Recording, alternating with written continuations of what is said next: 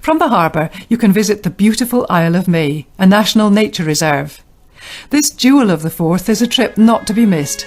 The May Princess ferry sails daily in the season to visit this spectacular island.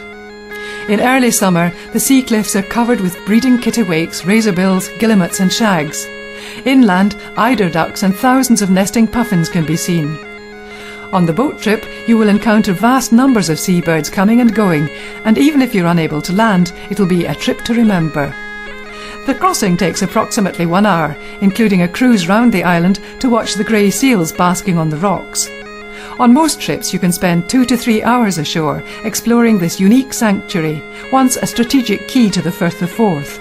Recent excavations have revealed it to have been a place of Christian settlement and worship some 450 years before the building of the 12th century priory by David I after the Danes murdered St Adrian in 875.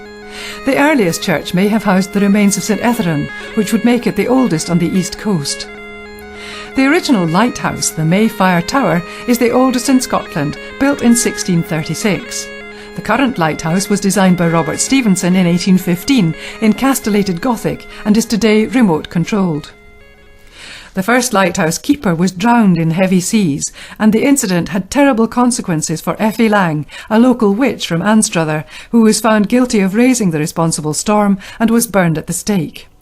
A century later, another keeper and his family were found suffocated by fumes given off by coal.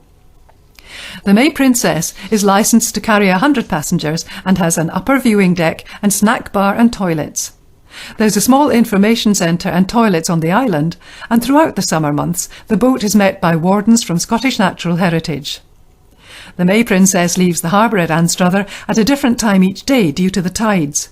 To find out the sailing times, you can phone the information line printed on the insert. In the past few years, sightings of dolphins and whales have become more common en route to the Isle. A ship on a larger scale, during the 2000 Open Golf Tournament at St Andrews, the QE2 moored just a mile off Anstruther to provide luxury accommodation for golf fans.